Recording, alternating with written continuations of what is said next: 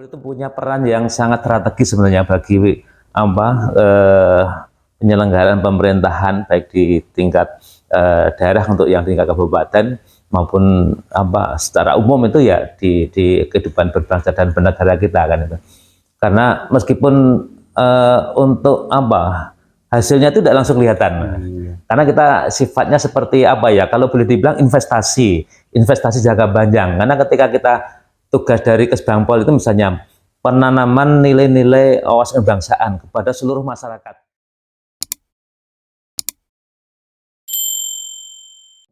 Pemirsa New KN TV dimanapun Anda berada, selamat pagi. Semoga kesejahteraan ada pada panjenengan semua. Amin. Pagi ini saya sedang bersama dengan Kepala Badan Kesbangpol Kabupaten Sleman, Bapak Samsul Badri. Kaitannya saya ke sini dalam rangka untuk seperti kita ketahui bahwa Kesbangpol itu sebuah badan yang salah satu tugasnya adalah untuk menanamkan sifat cinta tanah air kepada warga negara ataupun masyarakat luas. Dan dalam kesempatan ini saya ingin mengetahui sejauh mana Badan Kesbangpol ini dalam rangka menanamkan cinta tanah air kepada warga masyarakat. Sebelum kita nanti menginjak ke persoalan yang dekat ini kan mau melakukan pendaftaran Paskibraka khususnya di Kabupaten Sleman ya. Mungkin bisa disinggung Pak Kapan sebelum saya masuk ke soal pertanyaan soal Paskibraka ya. Oke. Jadi penanaman cinta tanah air itu seperti apa? Mungkin saya sudah melihat ada pasar pilihan dan lain sebagainya. Baru kesempatan kali ini saya bincang-bincang dengan Pak Kepala Badan Kesbangpol Kabupaten Sleman. Monggo Pak. Terima kasih. Jadi kami itu dari Kesbangpol sebenarnya punya Kesbangpol itu punya peran yang sangat strategis sebenarnya bagi penyelenggaraan pemerintahan baik di tingkat daerah untuk yang tingkat kabupaten maupun secara umum itu ya di kehidupan berbangsa dan bernegara kita kan itu.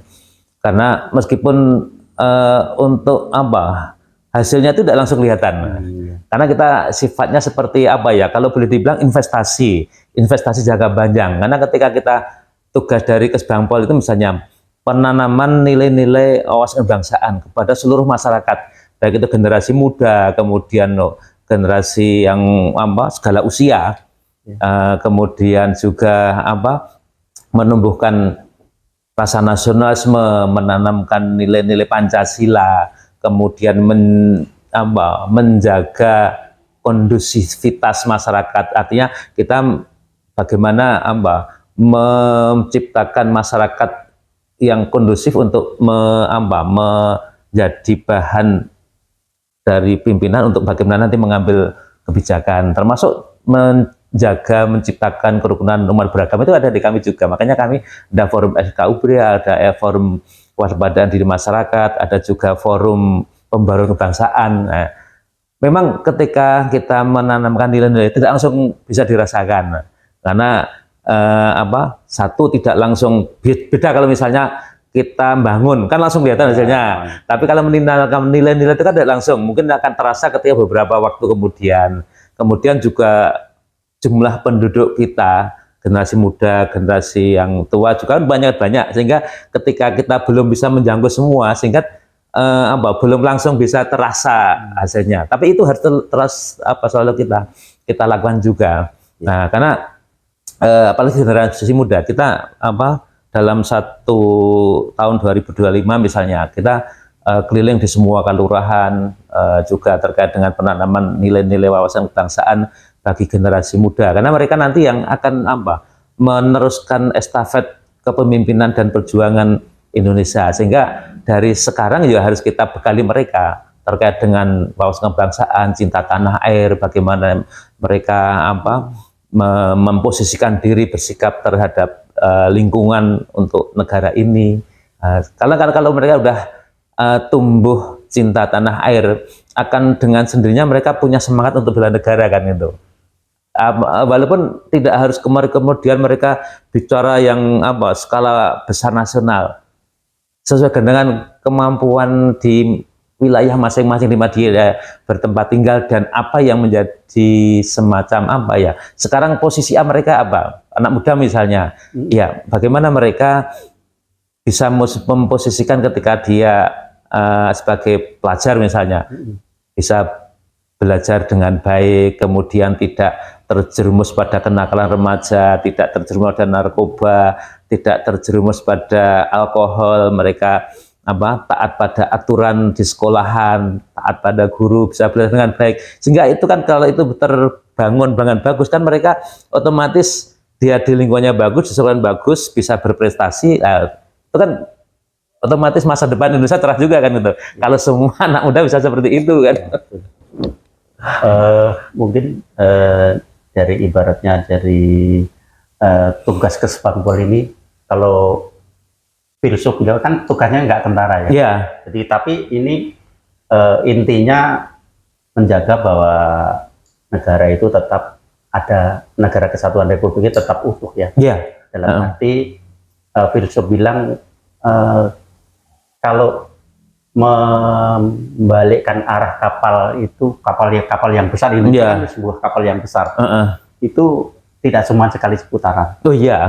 Jadi harus berkali-kali dan harus ada semangat untuk kontinuitas telaten gitu. Makanya jadi lumayan butuh integritas yang tinggi, dalam arti sebagai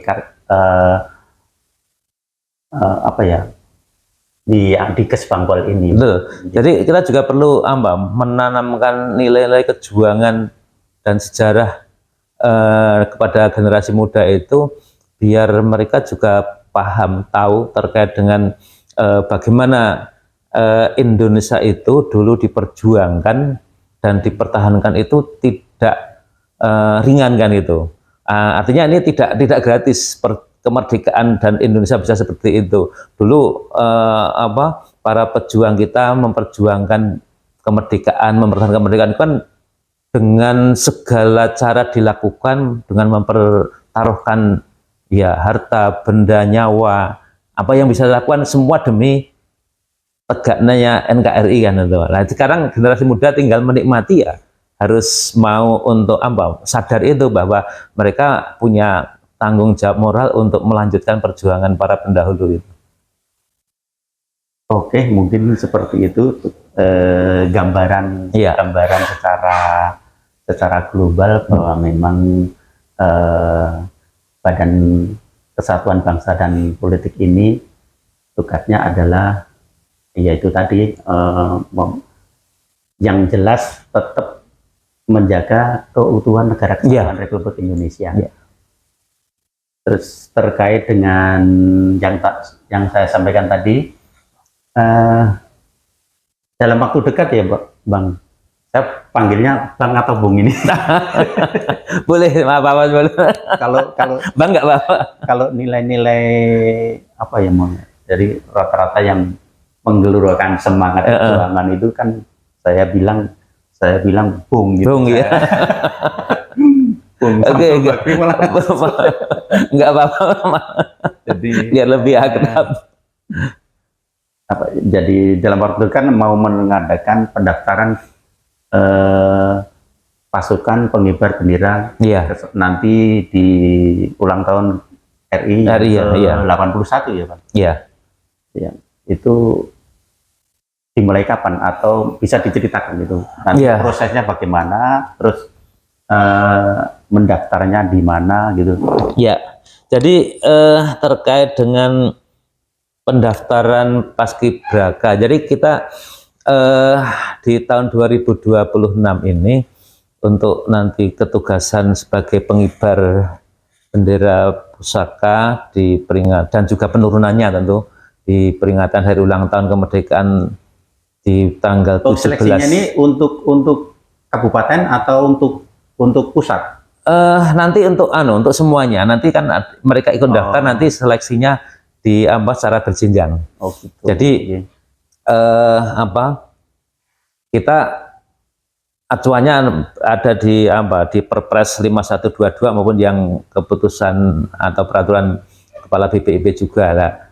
Kita kemarin udah lakukan sosialisasi, kita kemarin undang sekitar 100 anak-anak sekolahan siswa, baik dari SMA, SMK, Madrasah Aliyah, maupun juga kemarin kita undang juga sekolah rakyat.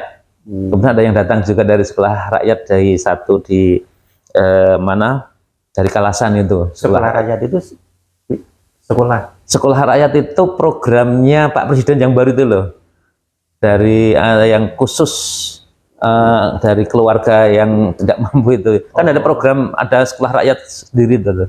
Yang ada sekolahan sendiri. Ada sekolahan sendiri. Nah, itu kita udah undang, kemarin udah kita hadirkan 100. Sebenarnya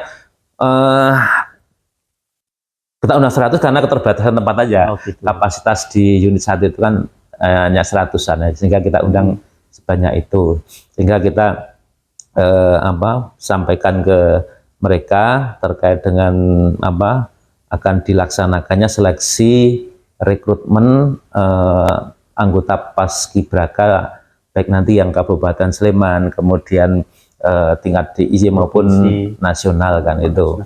Nah, mereka mau milih yang mana, mau mendaftar yang mana, nanti pelaksanaan pendaftarannya itu kan lewat online, jadi nggak lewat semacam aplikasi. Jadi tidak kemudian mereka daftar datang langsung, itu nggak berbondong-bondong. Ya. Jadi nanti mereka akan mendaftar lewat aplikasi yang ada dengan termasuk mengisi form-form yang udah ditentukan di sana. Misalnya ada dokumen, jadi upload lewat aplikasi tersebut. Nah, ini rekrutmen kemarin saya sampaikan juga bahwa rekrutmen anggota Paskibraka ini sebenarnya kan sangat, bagi anak-anak SMA sangat menarik. Artinya kan terutama anak-anak SMA, SMK, MA, kemudian yang derajat itu, yang pertama mereka yang di sekolahan itu sudah pada jadi anggota Tonti itu. Gitu. Nah, mereka ketika ada seleksi itu, mereka biasanya antusias, sangat tertarik untuk mengikuti, walaupun tentu dengan ada syarat-syarat tersendiri, baik yang performan tubuhnya maupun yang lainnya. Nah, itu nanti harapannya ini tidak, ketika menjadi anggota Paskibraka, tujuannya itu kan tidak cuma sekedar mereka jadi anggota Paskibraka kemudian tugasnya hanya sekedar mengibar bendera, nurunan bendera. Sebenarnya tidak cuma sekedar itu. Ini adalah bagian dari kita membangun, menciptakan kader-kader calon-calon pemimpin ke depan yang lebih bagus kan itu. Kenapa? Karena melalui ketika nanti mereka jadi anggota Paskibraka, kan mereka akan digembleng dalam waktu yang cukup lama, sebulan lebih itu, baik yang di latihan kalau di Sleman ya di lapangan sini, kemudian dimulai dari ini. Kalau mereka ingin mau mendaftar itu persyaratannya apa aja, Pak? Persyaratannya ada usia juga, ada beberapa persyaratan juga, baik masalah tinggi badan, kemudian usia, kemudian kelas. Kalau kelas kebanyakan yang masih kelas 10. Artinya tidak semua yang karena kalau yang usianya mereka kelas 3 itu udah lewat. Mungkin biasanya ada kesehatan atau kesehatan ada nanti dari puskesmas atau rumah sakit, bisa untuk surat keterangan kesehatannya. Jadi pendaftarannya nanti dengan kita sudah bersurat kemarin, bersurat ke semua sekolah yang ada di Sleman, yang khususnya yang SLTA. Kalau SMP kan masih belum. Yang SLTA sudah kita surati, kemudian diumumkan ke siswa siapa yang berminat nanti akan mendaftar lewat aplikasi tersebut. Kemudian nanti prosesnya itu ya ada seleksi sampai ke dari tingkat apa kabupaten, provinsi sampai ke pusat. Jadi sekolah-sekolah yang ingin mengirimkan anak-anaknya menjadi paskibraka itu jadi mereka sudah connect semua ya, dalam arti dari pihak Kesbangpol kan sudah menyurati, kemudian mereka tentunya kan akan menyeleksi sendiri mereka ya. Iya, pada dasarnya kalau di pihak sekolah itu sudah familiar, maksudnya familiar itu ya. kan itu kan sudah setiap tahun dilaksanakan. Jadi kita koordinasi kerjasama, ada komunikasi yang baik dengan sekolah itu kan sudah turun tiap tahun dalam hal khususnya rekrutmen calon paskibraka ini, sehingga ketika kita sudah bersurat itu mereka juga sudah menyiapkan anggotanya anak-anaknya, sudah langsung menginformasikan. Bahkan kadang banyak sekolah yang memang mereka sebelum itu sudah menyiapkan dengan sering latihan, khususnya yang di Tontinya itu kan gitu ya. Ya, walaupun nanti juga tidak semata-mata hanya sekedar hasil dari fisik dan kemampuan berbaris saja, tidak semata-mata, karena nanti ada seleksi yang tes wawasan kebangsaan juga. Tes itu, iya. Semacam itu. Nah, jadi nanti ada tes wawasan kebangsaan itu juga menentukan nanti. Iya. Mungkin bisa di-spill sedikit, Bang. Rata-rata yang ikut di pasukan paskibraka ini latihannya seperti apa? Jadi mungkin latihan di bidang fisik, mungkin latihan di bidang PBB. Jadi mereka nanti bisa membayangkan itu kalau masuk itu. Jadi kalau mereka sudah lolos seleksi dan misalnya sekabupaten lah, pas jadi anggota paskibraka kabupaten, kalau sudah lolos seleksi, otomatis nanti mereka akan kita lakukan latihan rutin tiap hari itu mulai dari penguatan fisik, ya mungkin ada lari, push up, jalan jongkok dan jalan mereka untuk memperkuat ya ala militer sedikit gitulah. Ya untuk memperkuat kondisi fisik saja, pembentukan fisik dan juga meningkatkan daya tahannya. Karena ketika nanti melaksanakan tugas pada hari H itu jangan sampai nanti jatuhan itu, malah tumbang pingsan itu kan.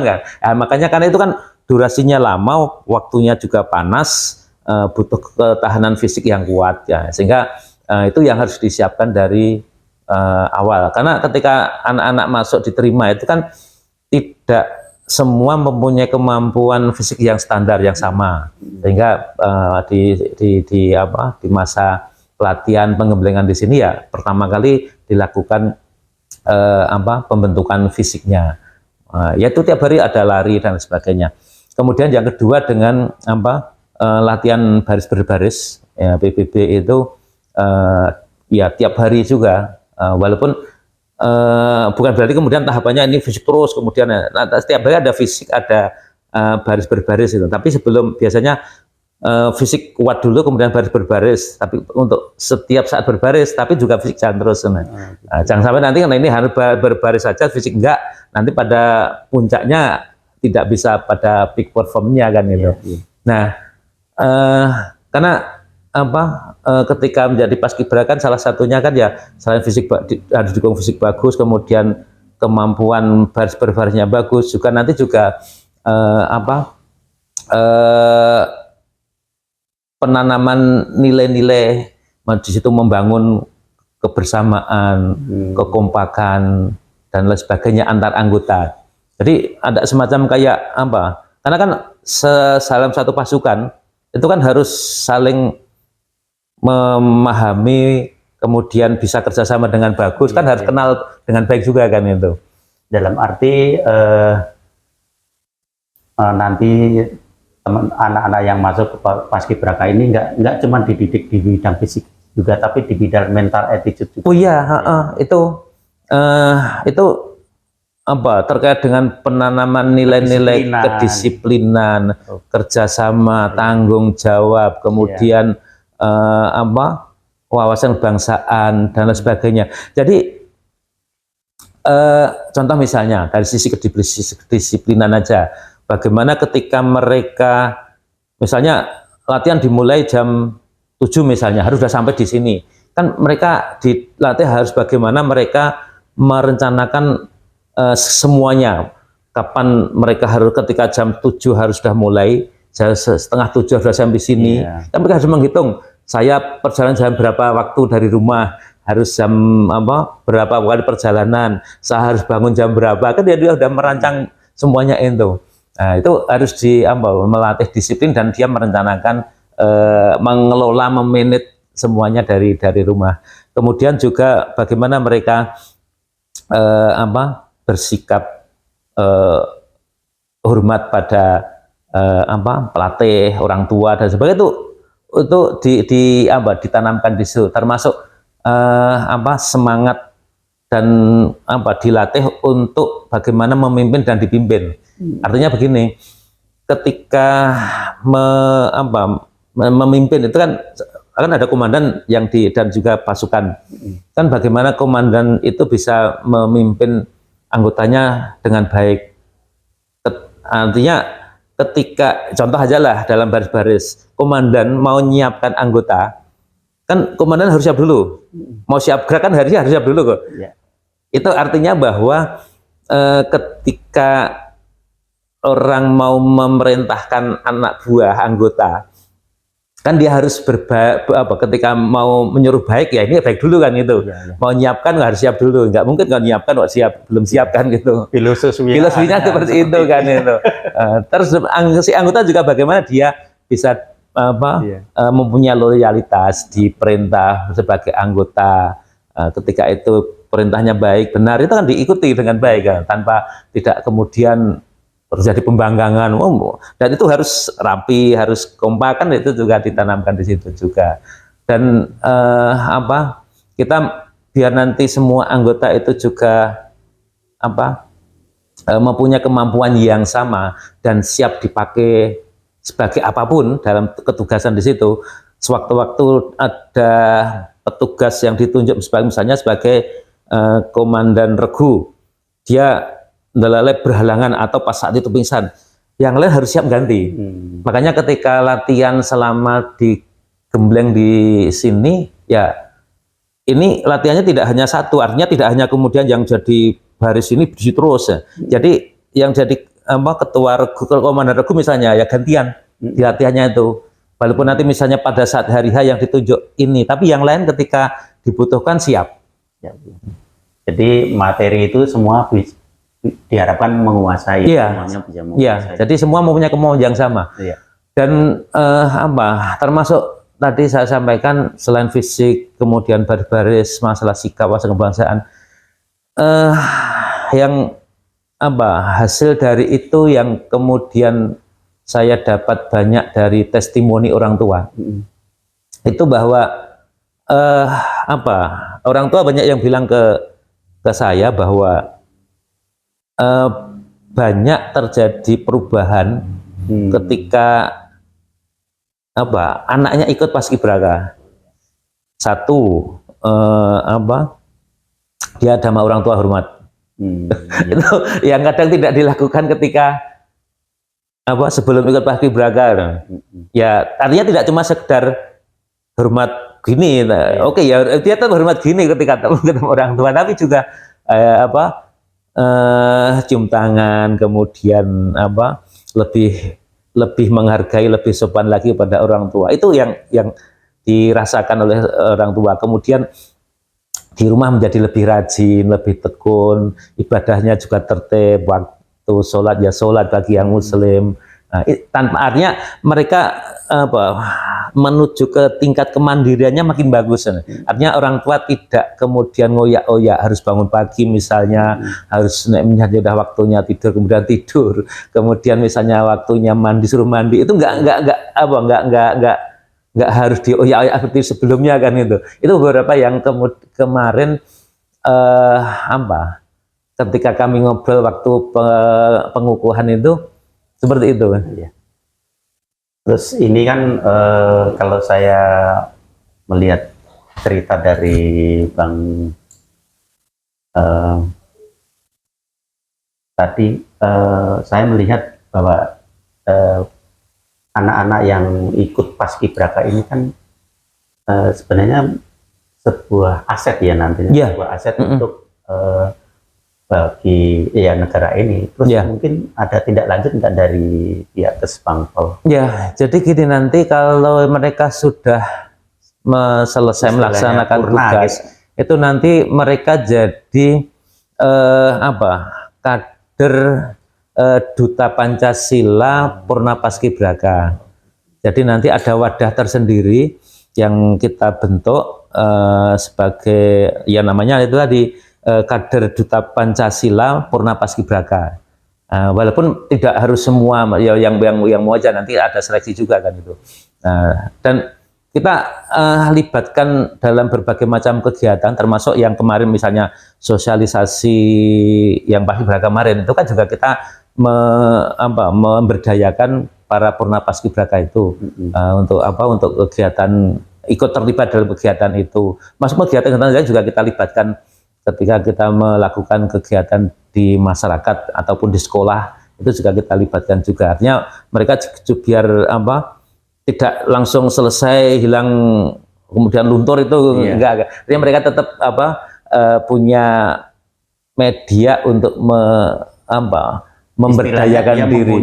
Mempunyai potensi seperti itu, dia istilahnya harus mempunyai tanggung jawab yang lebih daripada teman-teman. Iya, jadi Duta Pancasila yang Purna Paskibraka itu mereka punya harapannya bisa menjadi semacam contoh yang bisa menginspirasi bagi teman-teman mereka, baik itu yang masih sekolah di sekolahan, yang kuliah di kuliah, untuk termasuk di tempat tinggalnya, terkait dengan praktek baik sesuai dengan yang sudah diajarkan ke mereka kan itu.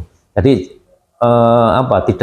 harapannya tidak mereka malah ya ikut larut dengan hal yang kurang bagus kan itu. Mungkin termasuk ketika latihan yang calon yang anggota Paskibraka baru itu kan juga kita memberdayakan dari Purna Paskibraka juga. Yang seniornya. Yang seniornya. Mungkin terakhir Bang, ya. Ada yang mau disampaikan ke masyarakat luas terkait dengan ketugasan Kesbangpol dan juga yang ini tadi pasukan Paskibraka ini mungkin butuh dukungan dari beberapa sekolahan. Silahkan berbondong-bondong mendaftar atau gimana? Ya, monggo. Oke, jadi sekarang sudah kita buka untuk pendaftaran calon anggota Paskibraka Kabupaten Sleman, termasuk nanti yang tingkat provinsi dan nasional juga kan. Ya, kami berharap dari baik dari sekolahan, Bapak Ibu kepala sekolah dan Bapak Ibu guru yang mampu, termasuk dari anak-anak SLTA, mari kita manfaatkan ini momentum yang sangat bagus untuk menjadi calon anggota Paskibraka di semua tingkatan lah, syukur bisa nanti sampai tingkat nasional kan itu. Silakan nanti segera ikut mendaftar, ikut seleksi. Kami berharap nanti para generasi muda itu bisa mengekspresikan kemampuannya melalui anggota Paskibraka, dan itu sangat bermanfaat untuk pengembangan diri ke depannya, karena banyak yang anggota Paskibraka juga sukses baik yang mau kuliah kuliah di perguruan yang diinginkan, banyak juga yang jadi TNI, anggota TNI Polri, termasuk bahkan ada juga yang di Akmil Akpol itu juga banyak yang diterima di sana juga. Kemudian kepada masyarakat secara umum, mari kita jaga Indonesia ini dengan baik. Artinya apa yang sudah diperjuangkan pada pendahulu kita sebagai penerusnya punya tanggung jawab moral untuk merawat dan memajukan Indonesia dengan sebaik-baiknya. Jangan sampai nanti kita mempunyai berdosa ketika kita sebagai ahli waris tapi tidak bisa membawa kebaikan, kemajuan Indonesia ini dengan baik. Sehingga kita harus merawat, memajukan dalam bentuk apapun sesuai dengan kemampuan yang bisa kita lakukan. Di tingkat RT misalnya, ya bagaimana kita menjaga RT dengan baik dari segi keamanan lingkungan, kemudian anak-anak kita jaga dengan baik agar tidak terjerumus dalam hal yang negatif, kemudian bagaimana kita membangun kebersamaan, kegotong royongan di masyarakat, kerukunan di lingkungan kita di tingkat paling bawah. Kalau itu di setiap lingkungan kecil itu sudah terbangun kebersamaan, kerukunan, kekompakan, kemajuan, nanti otomatis semuanya dalam skop yang lebih besar menjadi akan lebih maju juga kan. Oke, makasih. Terima kasih bincang-bincang pagi ini dengan Kepala Badan Kesbangpol Kabupaten Sleman, Bapak Samsul Bakri. Semoga tugas-tugas dari Kesbangpol tadi yang untuk intinya menjaga kesatuan negara Republik Indonesia tanpa dukungan masyarakat luas mungkin persoalan itu tidak akan tercapai, sehingga masyarakat luas perlu mendukung secara memiliki kesadaran bela negara untuk di lingkungannya masing-masing, seperti tadi sudah disampaikan bahwa menjaga, mungkin salah satunya mengelola sampah dengan baik, itu wujud kecintaan dengan negara. Itu pemirsa bisa ketemu lagi di lain kesempatan dengan materi yang berbeda. Oke.